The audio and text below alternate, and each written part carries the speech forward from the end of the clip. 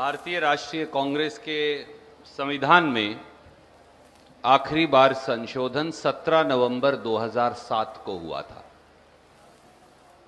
और इसे फाइनली 19 और 20 दिसंबर 2010 को हमारी प्लेनरी ने मंजूर कर लिया था। तो 2007 नवंबर के बाद अब हम 2023 में हैं। बहुत सारे नए प्रांतों का गठन हो गया। हमारी एआईसीसी की मेंबरशिप कई गुना बढ़ गई। राजनीतिक हालात बदल गए। प्रदेश देश की जनसंख्या बहुत मात्रा में बढ़ गई और कई नए यूनिट्स का गठन हो गया।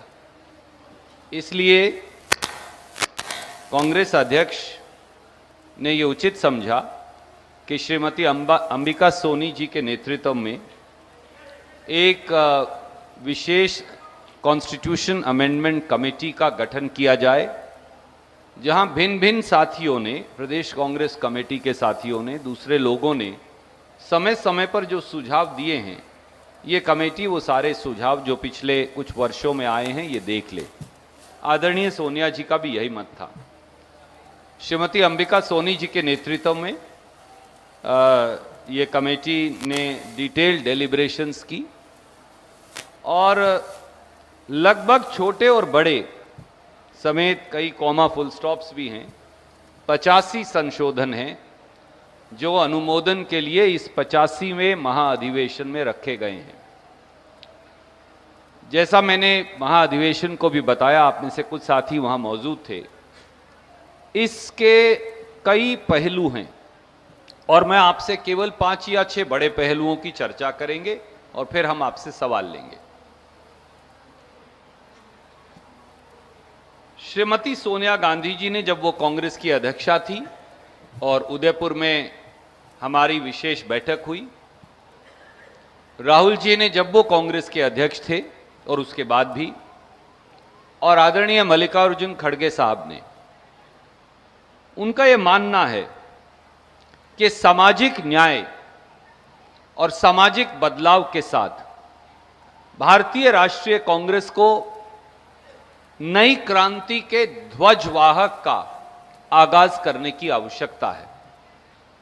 इसलिए सबसे मुख्य संशोधन जो है वो समाज के अनरिप्रेजेंटेड वर्गों को जरूरी तौर से आरक्षण देने का हमने अपने संविधान में किया है।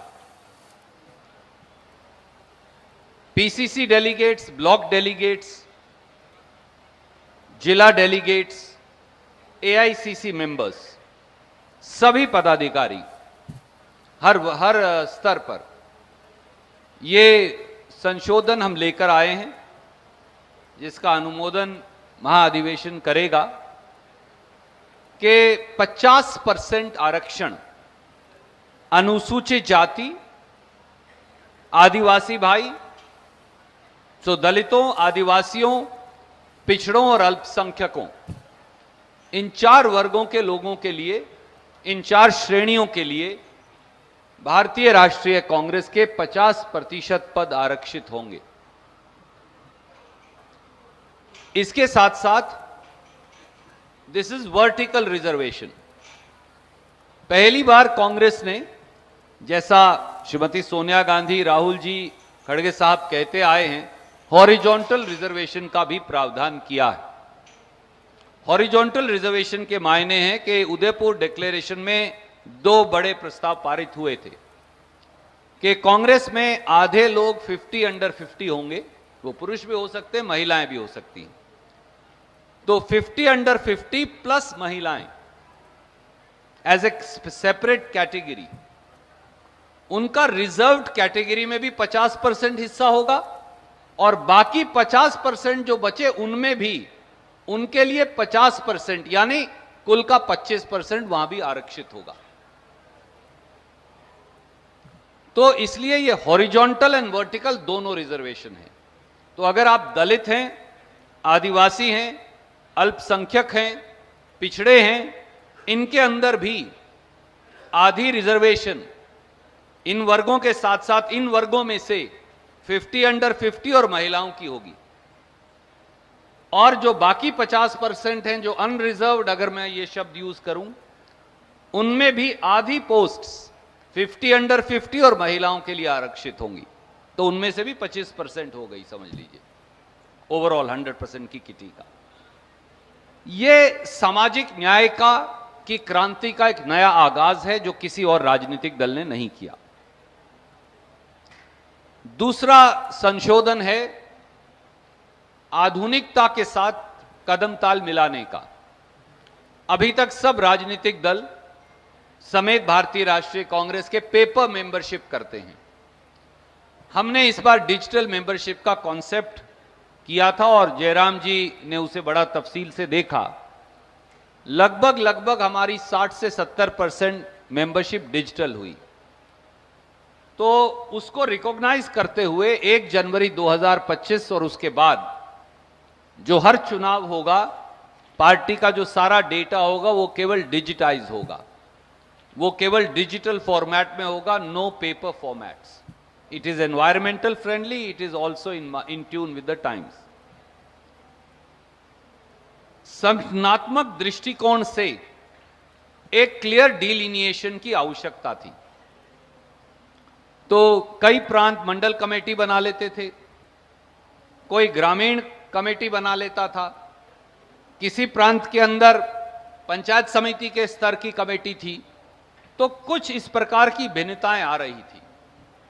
इसलिए अब हमने निर्णय किया है कि हमारा यूनिट बड़ा क्लियर होगा। Number 1, booth is the unit, that remains A primary unit, पहले भी वही था।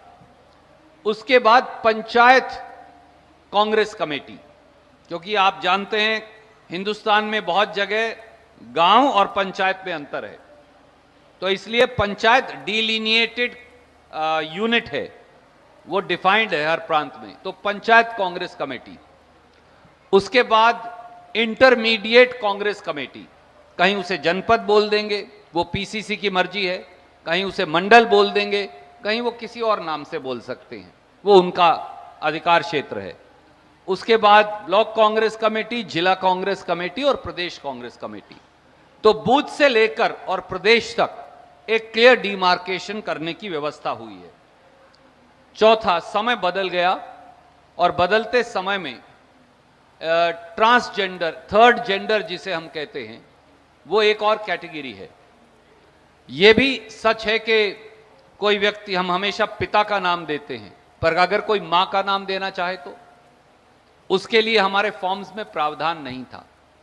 हम हमेशा पति का नाम लिखते हैं, अगर पति हो तो वो पत्नी का नाम क्यों नहीं लिख सकता। तो ये सारे संशोधन जो महत्वपूर्ण हैं, प्रगतिशील हैं, ये किए हैं। राजीव जी ने स्थानीय निकायों को, पंचायती राज संस्थाओं को अधिकार दिए थे। कांग्रेस और दूसरे दल भी अब अपने अपने सिंबल्स पर बहुत जगह लड़ते हैं। तो जहां जहां सिंबल्स पर हमारे रिप्रेजेंटेटिव लड़ते हैं और जीतते हैं, अगर कोई स्टेट कोऑपरेटिव बैंक का चेयरमैन चुना गया है, या स्टेट मार्केटिंग सोसाइटी का, या कॉरपोरेशन का चेयरपर्सन चुना गया है, महिला हो या पुरुष, तो वो प्रदेश कांग्रेस कमेटी के सदस्य हो जाएंगे। जो जिला पंचायत के अध्यक्ष होंगे वो भी पीसीसी के डेलीगेट्स अपने आप बन जाएंगे। जिला पंचायत मेंबर इत्यादि इसी प्रकार से, जो म्युनिसिपल काउंसिल्स के प्रेसिडेंट्स हैं वो अपने आप डीसीसी के डेलीगेट हो जाएंगे, और इसी प्रकार से ब्लॉक में। तो जो चुने हुए कांग्रेस के प्रतिनिधि हैं उनको रिकॉग्नाइज करके उनको स्थान दिया गया है।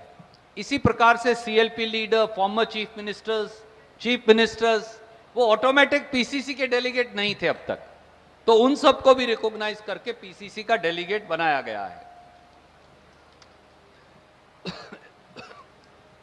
लगातार यह महसूस किया गया कि जनसंख्या बढ़ गई है, कांग्रेस की मेंबरशिप भी कई गुना बढ़ गई है, कई गुना बढ़ गई, परंतु कांग्रेस के एआईसीसी के सदस्य उतने ही हैं।